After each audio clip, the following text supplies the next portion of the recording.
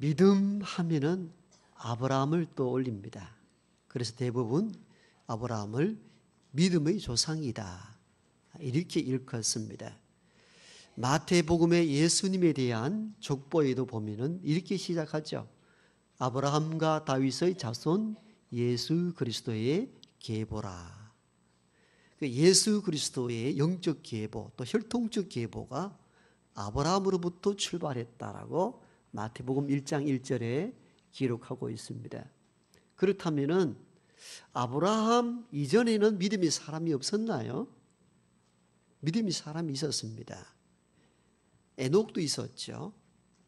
하나님과 300년 동안 동행하였더라. 보면은 에녹도 굉장한 믿음을 가졌던 믿음의 조상입니다.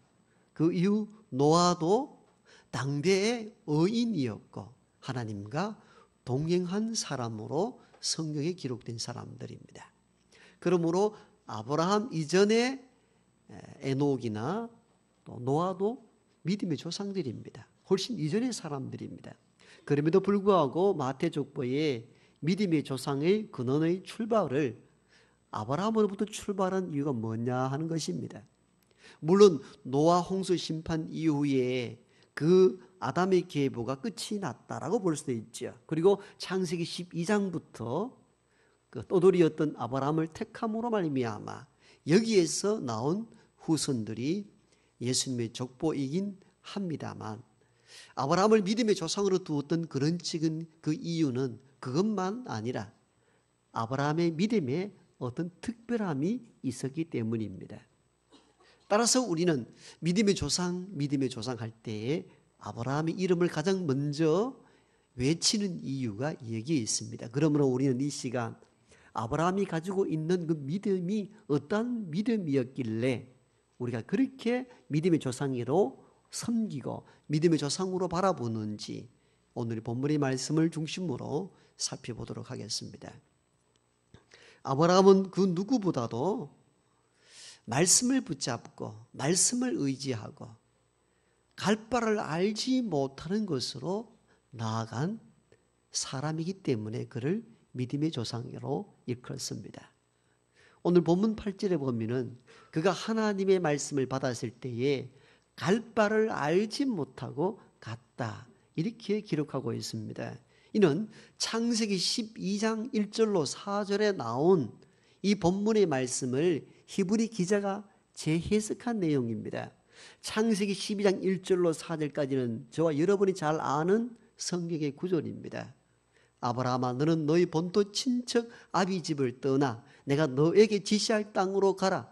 그리하면 내가 너로 큰 복을 주시고 열국의 아비가 되게 하겠다 하였을 때에 4절에 보면 말씀을 붙잡고 나아갔다라고 이렇게 기록되어 있습니다.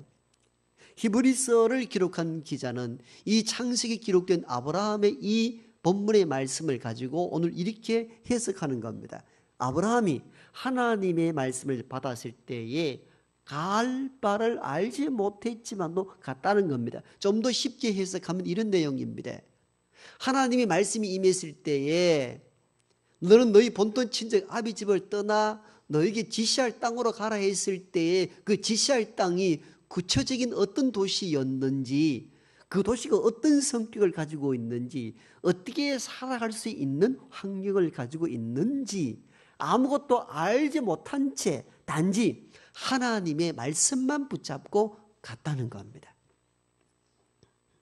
이것을 보고 히브리서 기자는 참 이 사람 아브라함은 믿음의 사람이다.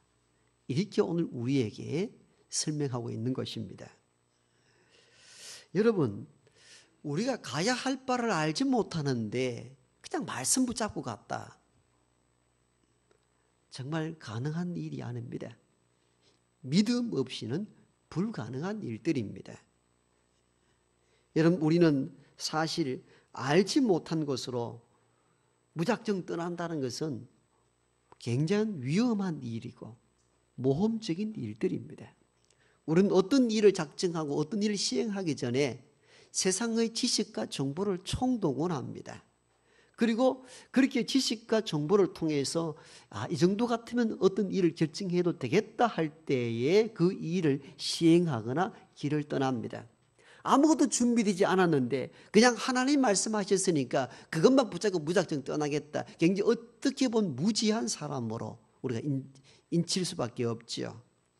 여러분, 우리가 이 대구라는 도시 속에서 동네를 다른 동네로 이동을 해도 우리 아이가 다닐 수 있는 학교가 적합한지, 가까운 거리에 있는지, 학구는 괜찮은지, 교통편은 좋은지 종합적으로 판단하여 이사하는 데에 지식을 동원하여 이사를 결정합니다.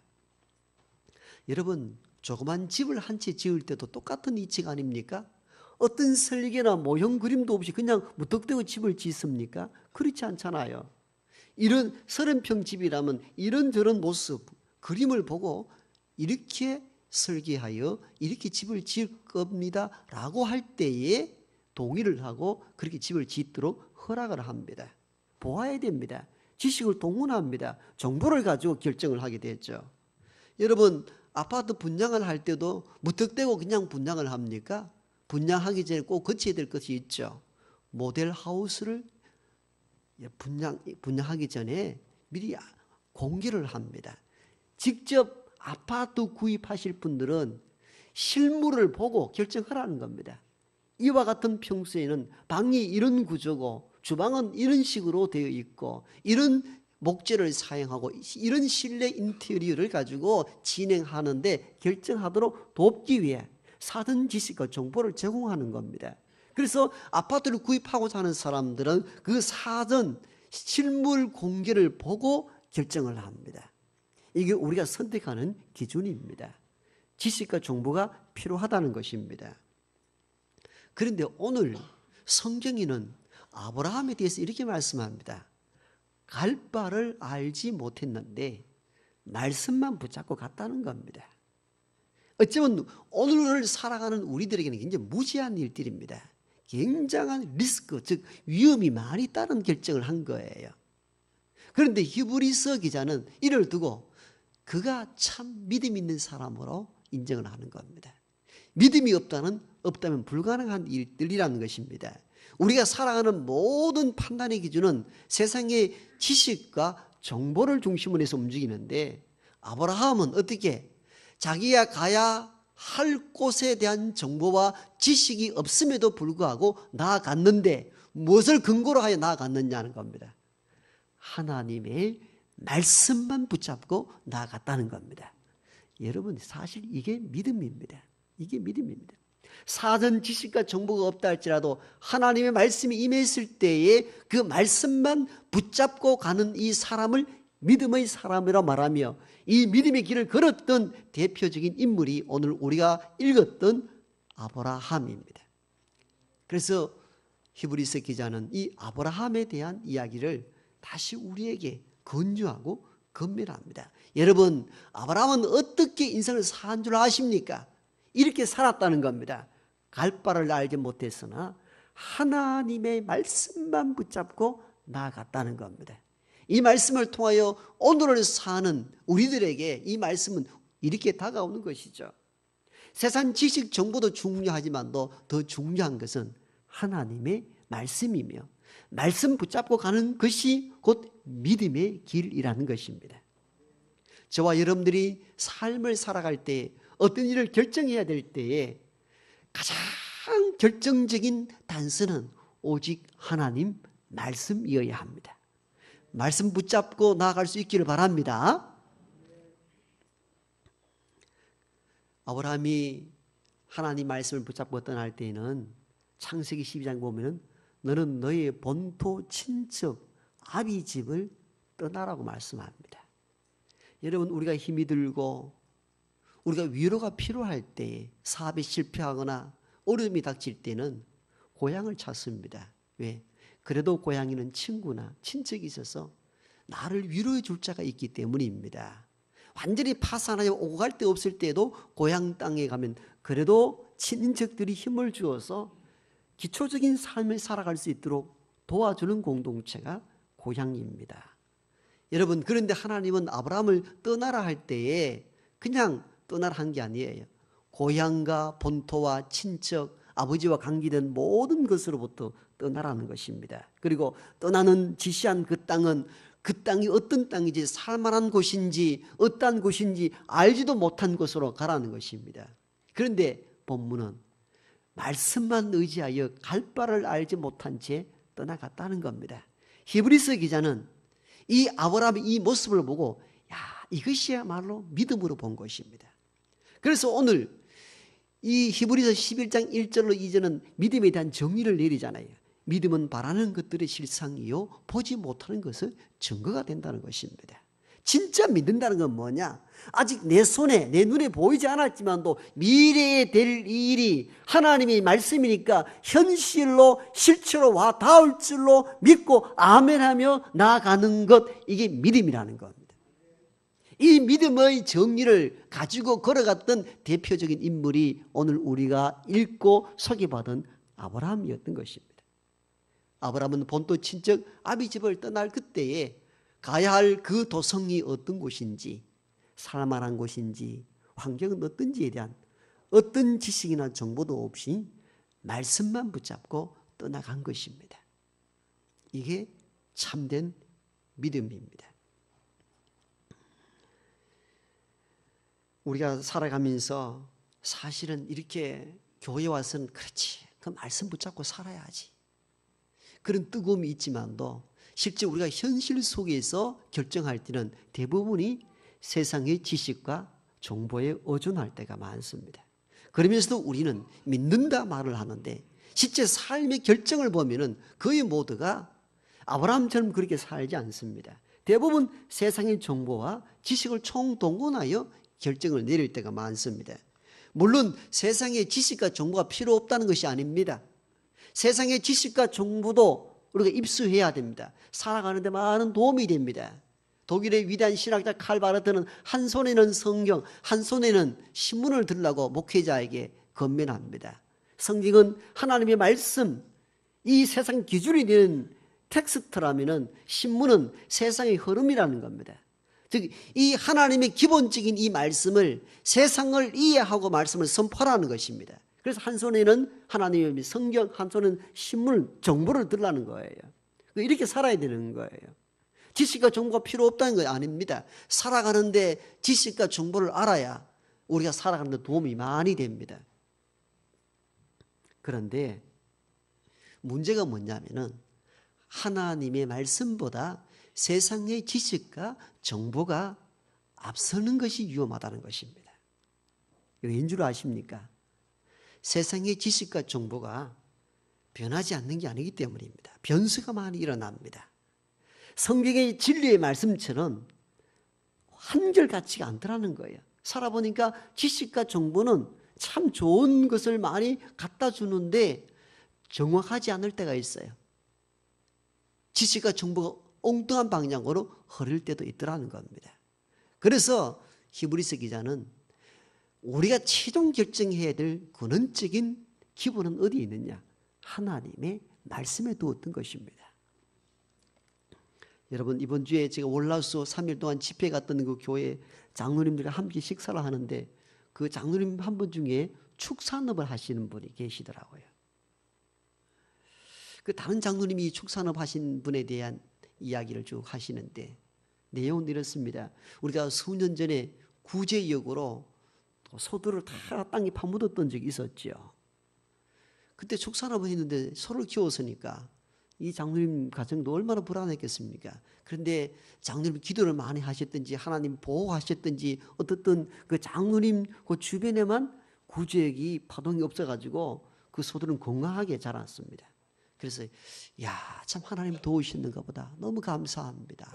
그리고 들려오는 정보에 의하면은 여러분 구제역으로 인해서 많은 수십만의 어떤 그 소들이 다 땅에 파묻혀지는데 자기들 소만 남았으니까 거의 남아있는 소들은 소값이 폭등할 것 아닙니까?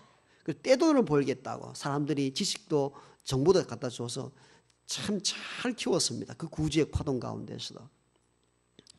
그런데 나중에 알고 보니까 구제역 파동으로 구제역이 걸려서 땅이 파묻은 가정은 한 마리당 500만 원 정부에서 보상을 하는데 이 장로님 가정은 구제역이 안 걸렸으니까 보상은 10원도 없습니다. 그러면 남아있는 손은 석값이 폭등해가지고 돈을 몇 배 벌어야 되잖아요. 시민들이 구제역 파동 때문에 소고기를 하나도 안 먹는 겁니다. 근데 속 키운 집은 쫄딱 망해버린 거예요. 그러면 장로님들이 그 얘기를 서로끼리 해요. 목사님 참 세상 뜻대로 안 되더라는 거예요. 우리의 생각과 우리 지식과 우리 정보 그게 한계가 있더라는 거예요. 변수가 생기더라는 거예요. 우리가 실제 우리의 살아보면서 느끼는 것들이잖아요. 세상의 지식과 정보를 입수하는 것은 현대인들에게 필수적이나 그것이 모든 변하지 않는 진리가 아니더라는 겁니다. 수시로 바뀌더라는 것입니다. 변하지 않는 것이 무엇입니까? 하나님의 말씀입니다. 시대가 변하고 산천이 변하여도 변하지 않고 영원한 것은 오직 진리의 말씀인 하나님의 말씀인 것입니다. 그래서 히브리서 기자는 말씀 붙잡고 가라는 것입니다. 아브라함, 우리 믿음의 조상 아브라함은 갈 바를 알지 못했지만도 말씀 붙잡고 갔더니 그 땅이 축복의 땅이 되었더라는 것입니다. 오늘을 사는 우리들에게 주시는 하나님의 메시지입니다. 우리는 믿음으로 산다고 말하면서도 사실은 세상의 지식과 정보에 더 의존할 때가 훨씬 많습니다. 저와 여러분들은 하나님이 말씀이 주어질 때에 그 말씀을 아멘하고 갈 바를 알지 못하더라도 나아갈 수 있는 믿음의 사람 되기를 바랍니다. 제 아는 동기 목사님 중에는 참 훌륭한 분이 한 분 계십니다. 한 20년 넘었죠. 신학교 1학년 툭 들어갔는데 시골 교회 출신입니다. 그때는 아직 신학교 처음 들어갔으니까 아직 전도사가 아닐 때이죠. 담임 목사님이 그래도 신학교에 갔으니까 믿음이 있다고 보고 아무개 선생, 저 시골 교회, 요즘은 목사님들이 넘쳐나서 뭐 갈 데가 없다 하지만도 그때만 하더라도 참 목사가 귀한 시대였는데 아무개 선생, 저 시골에 올 사람이 없어서 교회가 비어있는 미자립 교회가 있는데 가서 봉사 좀 하게. 이 신학생이 제 동기가 예 하고 담임 목사 말씀을 듣고 신학교 1학년 때부터 그 시골 미자립 교회에 들어가서 주중에는 신학교에서 공부하고 주말 되면 교회에 가서 설교하고 교회를 지킵니다. 그리고 신학교 나오고 신학대학원 나오고 석박사 과정 다 하는 동안에 지금까지 24년을 그 시골 교회에서 있습니다. 지금은 교회를 시골 교회이지만도 자립을 했고 신축하여 잘 지어 놓았습니다. 그리고는 그때부터 지금까지 여러분 전도사만 해도 20년 넘게 했어요. 그래서 제가 원로 전도사님 이렇게 제가 불렀습니다. 여러분 얼마나 귀한 일들입니까? 한국에 수만 명 모이는 큰 교회에 뭐 큰 목사가 있다 하지만도 제가 봤을 때는 제 동기지만도 나이는 제보다 몇 살 아래이지만도 내가 진심으로 그렇게 고백한 지 내가 참 목사님 존경합니다. 이 말을 한 적이 있었어요. 여러분 젊었을 때 가고 싶은 거 큰 교회, 큰 도시, 유혹이 얼마나 많았겠습니까? 그럼에도 불구하고 모든 과정을 마치고 석박사 공부를 하면서도 24년 그 시골 교회를 지켜나갔던 것. 믿음으로 지켜나갔더니 지금은 농어촌 교회 목회자 강연자로 참 많이 초빙되어 가는 걸 보게 됩니다. 참 귀한 일들입니다. 사실 이게 믿음입니다. 근데 요즘 목회자를 일부 보면요. 머리가 잘 돌아가가지고 어떤 목회지가 교회가 청빙받을 때에 이렇게 머리를 굴립니다. 교회가 교인이 몇 명쯤 되죠? 계산합니다. 교회 1년 재정은요. 그리고 그 교회 까탈스러운 사람은 없습니까? 뭐 이것저것 다 물어가지고 자기 지식과 정보를 총동원해가지고 이 정도 했으면 되겠다 싶어서 갑니다. 근데 가보면은 자기 생각한 것보다 숫자도 적고 재정도 적고 까탈스러운 사람도 많습니다.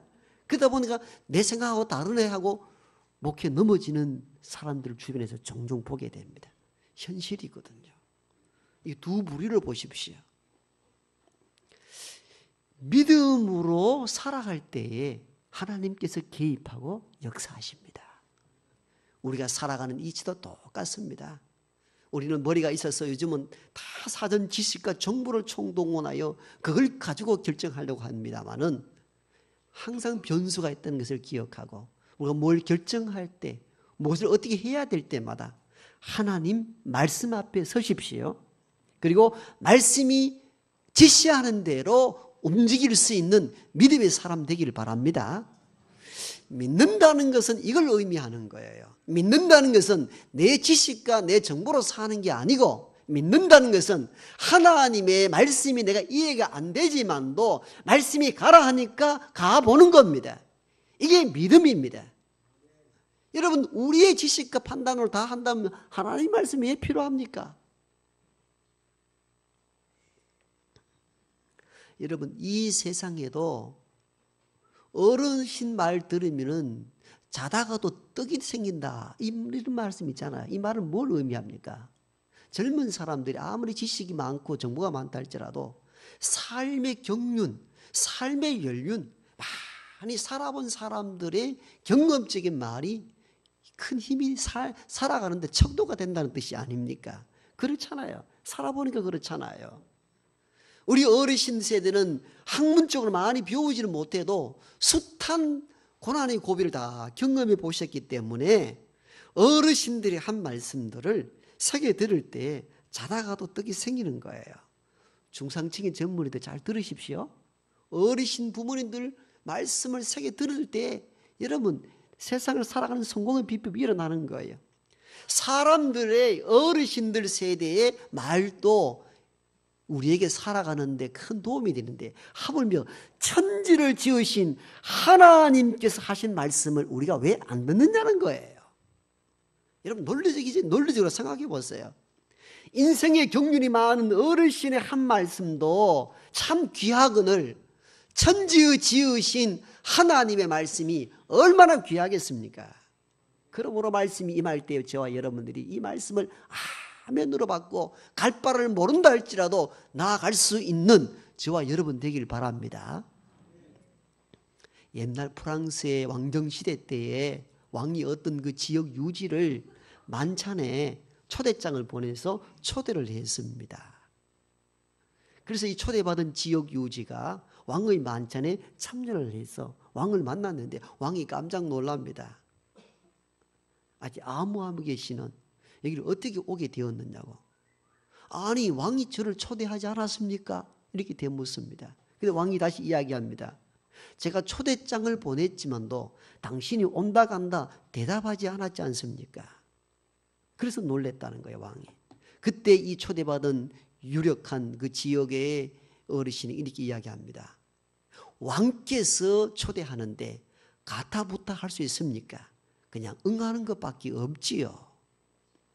이게 왕정시대 때에 사람들이 가졌던 마음의 태도였습니다. 우리는 하나님을 만왕의 왕이라 말합니다. 만주의 주라 말씀하십니다. 세상을 창조하신 창조주라 말씀하십니다. 창조주 하나님께서 우리를 만드신 하나님께서 말씀하는데 우리는 어떻게 가타부타 할 수 있느냐는 겁니다. 말씀이면 살아있는 말씀으로 우리가 믿는다면 말씀대로 살아가 보는 겁니다. 아브라함이 그렇게 살았다는 것을 지금 오늘 본문에서 말씀해 주고 있는 거예요. 말씀대로 살아봅시다. 손해보는 것 같아 보이고 이 길이 아닌 것 같아 보여도 말씀을 들었을 때 감동이 오고 말씀이 이것이 진리라고 느낀다면 상황적으로 아닌 것 같아도 아브라함처럼 갈 바를 알지 못한다 할지라도 말씀대로 한번 살아보는 겁니다. 이것이 믿음이며 믿음이 있는 자에게 하나님의 역사가 일어나는 것입니다. 영국의 한때 부흥기를 이끌었던 스펄전 목사님은 참 목회도 잘했지만도 고아원을 많이 운용해서 고아를 돕는 일에 일생을 보내신 훌륭한 목사님이십니다. 이분이 여러분들 몇백 명의 고아를 날마다 먹이고 입힌다는 것이 재정적으로 얼마나 많은 재정이 필요합니까? 목사가 무슨 돈이 있습니까? 늘 모금을 합니다. 부흥회를 다니고 집회를 하면서. 그래서 한때는 너무너무 고아원을 운영하기 어려워서 하나님 300파운드만 주십시오. 이렇게 하면서 기도하면서 억지로 300파운드의 기금을 마련했습니다. 그래서 고아원을 가지고 가려는데 자꾸 마음속에 부딪히는 음성이 있습니다. 스펄전 목사야, 스펄전 목사야. 그것을 다른 도시에 있는 똑같이 고아원을 운영하고 애쓰고 있는 조지 뮬러 목사에게 갖다 주라는 겁니다. 그래서 스펄전 목사가 하나님, 저도 고아를 양육하지 않습니까? 저도 이 기금 모은다고 얼마나 일을 썼는데요. 안 됩니다. 안 됩니다. 근데 계속하여 마음에 부딪히는 음성이 있습니다. 조지 뮬러 목사에게 갖다 주라는 겁니다. 결국은 그 300파운드 억지로 먼 기금을 들고 조지 뮬러가 운영하는 고아원을 도착했는데 조지 뮬러 목사는 텅 빈 식당 안에서 혼자 깊이 묵상과 기도를 하고 있습니다. 목사님, 제가 왔습니다. 하나님께서 제게 자꾸 마음으로 부딪히기를 자꾸 조지 뮬러 목사에게 이 기금을 갖다 주려 해서 왔습니다. 그때 조지 뮬러 목사가 이렇게 이야기합니다. 스펄전 목사님, 사실은 오늘 아이에게 먹일 양식이 없어서 300파운드만 좀 주십시오라고 기도하는 중이었습니다. 참 놀라운 일이죠. 그래서 이 스펄전과 조지 뮬러 목사 두 사람이 끌어안고 한참 하나님 은혜에 감당하여 울기 시작합니다. 그리고 스펄전 목사는 그 기금을 조지 뮬러 목사 고아원에 주고는 빈손으로 자기 교회로 돌아갑니다. 목양실에 들어갔는데 어떤 한 통의 편지가 왔는데 뜯어보니까 300파운드가 넘는 배의 돈 기금이 도착을 한 겁니다. 참 놀란 기적의 연속이지요. 여러분, 인간적 계산과 지식과 세상적 정보로 총동원하여 사는 자가 아니라 하나님 말씀 따라 사는 저와 여러분 되기를 바랍니다. 여러분, 이래 말씀해도 우리가 살아갈 때는 아이고 그 말씀은 말씀이고요. 목사님 세상 살아봐서 이런저런 지식 정보 우리가 안 따를 수 있습니까? 이게 여러분 현실적인 고민입니다. 세상 지식과 정보는 참고용으로만 사용하십시오. 그것이 변하지 않는 진리가 아닙니다. 변하지 않는 진리는 하나님의 말씀밖에 없습니다. 말씀이 가라면 가십시오. 말씀이 멈추라 하면 멈추십시오. 그렇게 살았던 인물이 아브라함이었습니다. 갈 바를 알지 못하고 말씀만 붙잡고 갔더니 믿음의 조상이 된 것입니다. 시대가 지식과 정보 사회 속에 사는 오늘 이 시대에도 믿음의 사람은 그렇게 살아야 합니다. 아브라함처럼 말씀이 주어졌을 때 아멘 할 뿐만 아니라 그 말씀 붙잡고 갈 바를 알지 못하지만도 치열하게 그 말씀 붙잡고 살아가는 믿음의 사람 되기를 소망합니다.